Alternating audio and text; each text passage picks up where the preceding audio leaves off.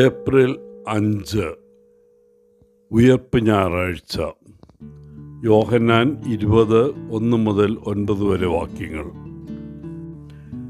ഞാൻ കെനിയയിലായിരുന്നപ്പോൾ അവിടുത്തെ പത്രങ്ങളിൽ മരണവാർത്തകളും ശവസംസ്കാര പ്രഖ്യാപനങ്ങളും വായിക്കാൻ താല്പര്യമുണ്ടായിരുന്നു. മരണത്തെ പരാമർശിക്കുമ്പോൾ അവർ മരിച്ചു എന്ന വാചകം വളരെ അപൂർവമായേ ഉപയോഗിക്കാറുള്ളൂ. അതെപ്പോഴും പാസ്റ്റ് ഓൺ അല്ലെങ്കിൽ പുതിയ മാറ്റത്തിലേക്ക് കടന്നു എന്നായിരിക്കും. അതായത് പാസ്റ്റ് എവേ എന്നല്ല, പിന്നെയോ പാസ്റ്റ് ഓൺ. ഉദാഹരണത്തിന്, ഹൃദയഭാരത്തോടെയും വിനയപൂർവവും ഞങ്ങളുടെ സ്നേഹനിധിയായ മകൻ ഹിലരി ഇവാലത്തൊലുക്കിൻ്റെ വിയോഗത്തെക്കുറിച്ച് ഞങ്ങൾ അറിയിക്കുന്നു. അല്ലെങ്കിൽ ദൈവഹിതത്തെ വിനയപൂർവ്വം സ്വീകരിച്ചുകൊണ്ട് 2025 മാർച്ച് 24 തിങ്കളാഴ്ച വിക്ടർ ഒച്ചിയങ്ങും ഒമോണ്ടിയുടെ വിയോഗത്തെക്കുറിച്ച് ഞങ്ങൾ പ്രഖ്യാപിക്കുന്നു. Past away and past on, ഈ രണ്ട് വാക്യങ്ങളും മരണത്തെ സൂചിപ്പിക്കുന്ന പദങ്ങളാണ്. എന്നാൽ പാസ്റ്റ് എവേ എന്ന വാക്യത്തിൻ്റെ അർത്ഥം നമ്മുടെ ഇടയിൽ നിന്ന് ഒരാൾ പോയി എന്നാണ്, അല്ലെങ്കിൽ മരിച്ചു എന്നാണ്. പാസ്റ്റ് എവേ എന്ന വാക്യത്തിൽ ആ എവേ എന്ന വാക്ക് ക്രിയയെ വിവരിക്കുന്ന ഒരു ക്രിയാവിശേഷണമാണ്. തൽഫലമായി ഒരാൾ നമ്മുടെ ഇടയിൽ നിന്ന് മാറിപ്പോയി, നമ്മുടെ ഇടയിൽ ഇല്ല. അടിസ്ഥാനപരമായി നമ്മുടെ ജീവിതത്തിൽ ഇനി ഒരു സാന്നിധ്യവും ഇല്ലാതായി എന്ന് അർത്ഥമാക്കുന്നതാണ് അത്.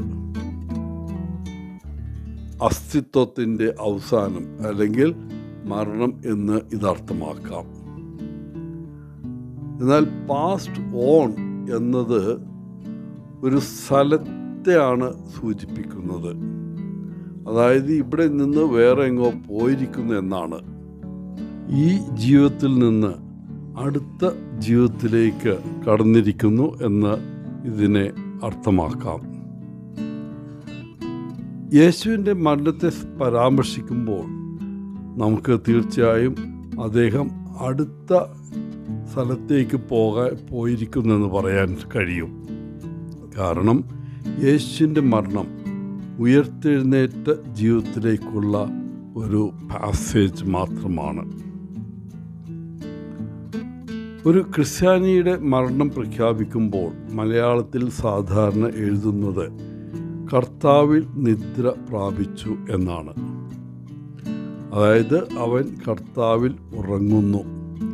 ഉറക്കം മരണമല്ല, അതൊരു താൽക്കാലിക അബോധാവസ്ഥ എന്ന് വേണമെങ്കിൽ വിശേഷിപ്പിക്കാം. കുറച്ച് നമ്മുടെ സമയം അല്ലെങ്കിൽ ഉറങ്ങിക്കഴിയുമ്പോൾ നമ്മൾ ഉണരും. സെമിത്തേരി എന്ന വാക്ക് ഗ്രീക്ക് പദമായ കൊയ്മെറ്റീരിയോൺ എന്നതിൽ നിന്നാണ് വരുന്നത്. അതിനർത്ഥം ഉറങ്ങുന്ന സ്ഥലം എന്നാണ്. കത്തോലിക്ക ആരാധനക്രമത്തിലെ ഏറ്റവും പ്രധാനപ്പെട്ട തിരുനാളാണ് ഈസ്റ്റർ.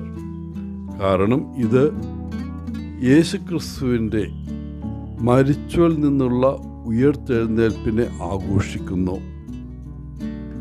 തൻ്റെ മരണത്തിലൂടെയും പുനരുദ്ധാനത്തിലൂടെയും യേശു പാപത്തിനും മരണത്തിനും മേൽ വിജയം നേടി പുതുജീവിതത്തിൻ്റെയും രക്ഷയുടെയും പ്രത്യാശ നമുക്ക് നൽകുന്നു.